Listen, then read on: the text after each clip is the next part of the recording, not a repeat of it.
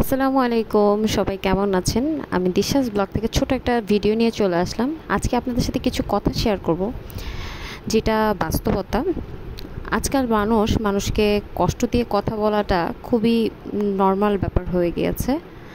মানুষকে অনেক কষ্ট দিয়ে কথা বলে, সেটা হোক তার চেহারা, পরিবার বা তার পেশা, এই ধরনের কিছু নিয়েই। কেন রে ভাই, মানুষকে ছোট করে অসম্মান করে কথা বললে কি নিজে বড় হওয়া যায়? নিজের সম্মানটাই বরঞ্চ ক্ষুণ্ণ হয়। যাকে অসম্মান করেন বা যাকে কষ্ট দিয়ে কথা বলেন, হয়তো বা সে কখনো প্রতিবাদ করবে না, কিন্তু প্রকৃতির নিয়মে এই রুহের হায়টা আপনার জন্য আপনার জীবনে একটা অভিশাপ স্বরূপ হয়ে দাঁড়ায়। হয়তো বা সেটা আপনি বুঝতেও পারবেন না, কারণ আপনি তো মানুষকে কষ্ট দেওয়া নিয়েই ব্যস্ত। আপনার সময়টা এভাবেই পার হয়। তাই আমাদের উচিত কাউকে সম্মান না দিতে পারলেও তাকে কষ্ট না দিয়ে কথা বলা। বলা তো যায় না কখন কার মৃত্যু হয়। ভিডিওটা ভালো লাগলে অবশ্যই like, follow, share and comment করুন।